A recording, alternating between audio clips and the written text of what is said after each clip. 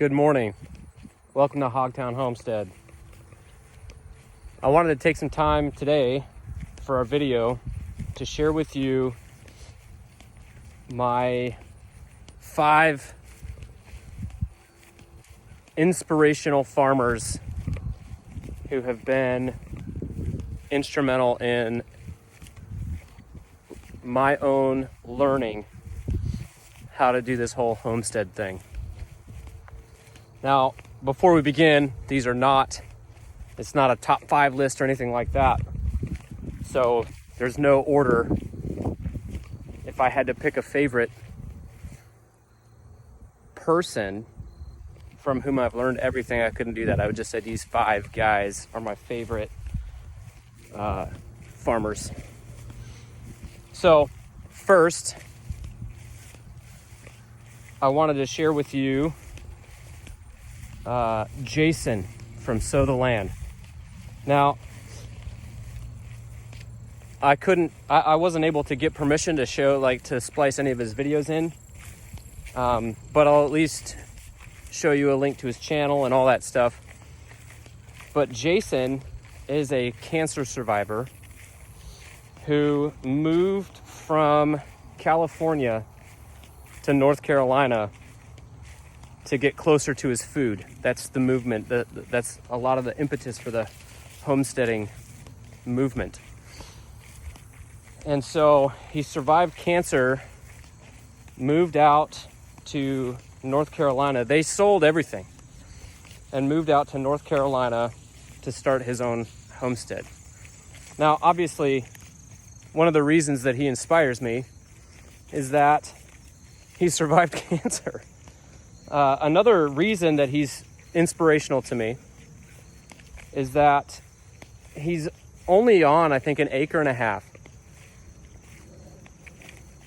And I don't think anybody could maximize their space better than Jason from Sow the Land. And so there's a video on there where he gives a tour of his 1.5 acre homestead, and he's just done such a great job of maximizing his space on 1.5 acres. And someday I would like to have our 16.5 acres maximized. Right now we only have 2 pigs, 5 chickens, and 2 guineas. So we're not anywhere close. We don't even have a garden yet. But he's one of my favorite homesteaders to learn from. The next person is Justin Rhodes. So Justin Rhodes, I remember watching the first video that he ever made. I'm pretty sure he was with his now 2nd youngest son, who he calls Mr. Brown.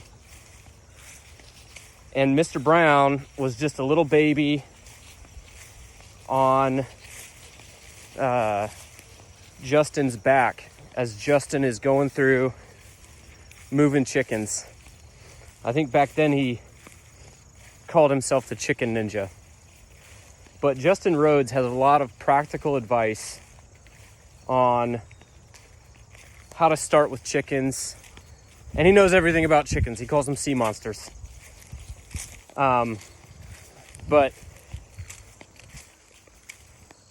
he does a really good job of educating his audience on what he's doing and why he's doing it. And it's inspirational to me. I had a spider on me.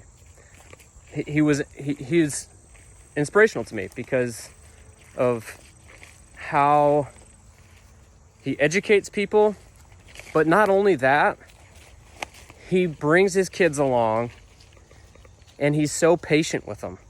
And so a lot of times I'll get frustrated with the kids when they're doing something that I wouldn't necessarily do. But that's the way they learn. And so you got to let kids be kids as they're helping you with chores on the farm. And Justin does a really good job of letting his kids just be kids. And so that's the second guy I wanted to tell you guys about. Third is Joel Salatin. Now he's kind of the big figure in homesteading. Rotating animals on pasture. And he has a very inspirational story, which you can learn about in You Can Farm, his book that he wrote. He's also written several other books, which we own and I have read. Salad Bar Beef, Pastured Poultry Profits is another one. But his main thing is keeping everything on the farm mobile so that you can continue to rotate animals on pasture, and pasture sanitization, multi-speciation, all kinds of stuff. And he is kind of the granddaddy of this let's get close to our food movement. He wrote another book called Everything I Want to Do Is Illegal. And so he's just a really strong voice in farming. And he kind of goes against the grain of traditional row crop type farming. And he's inspirational to me. The fourth person that is inspirational to me is a guy named Greg Judy. Greg Judy has several leased farms, and he's all about rotating cattle and sheep on his leased farms. And he doesn't prop his animals up with any kind of chemicals or anything like that.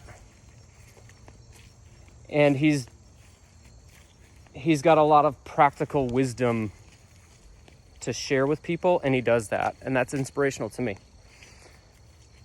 Another reason that he's inspirational to me is that all of his videos on YouTube are taken on his phone. And so that's where I am right now. Maybe someday in the future I'll get a better camera, but for now I'm gonna stick with the phone, because if Greg Judy can do it, I can too.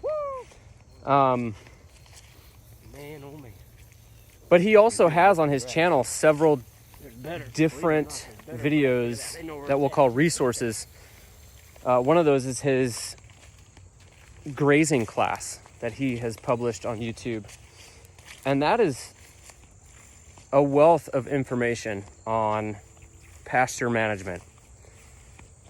And I've learned a lot from Greg Judy, and I have appreciated everything that he has shared on YouTube.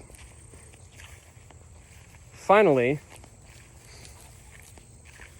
one of the people that has inspired me over the years as I have been planning and working toward what we're doing now is a guy named Al Lumna. And he has this signature, "Good morning, modern steaders." He opens up every video that way.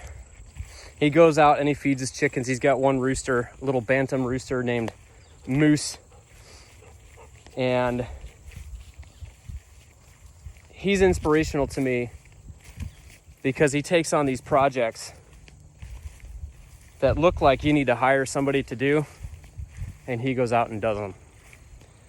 His most current series is him getting his off-grid property ready to go so that they can move to the off-grid property. And so watching that has been awesome. And he's just able to show people on his videos that like this stuff, this infrastructure that we build and stuff like that, it's not rocket science. B, with some tools you can do it yourself. And C, you should be praying with your family and eating a meal together at the end of every day. And that's what he does. And that's why he's inspirational to me. So we're gonna switch to some videos of these guys, specifically Greg Judy and Al Lumna. And I just wanted you to know, these are the 5 guys that I started with. Specifically, I started with Al Lumna from Lumna Acres, Justin Rhodes from Justin Rhodes, and Jason from Sow the Land on YouTube. Those 3 were video content creators that I consumed as I was planning and educating myself on starting a homestead. So, enjoy the show. Thanks for watching another episode here on Hogtown Homestead. Like and subscribe if you feel so led. Talk to you later.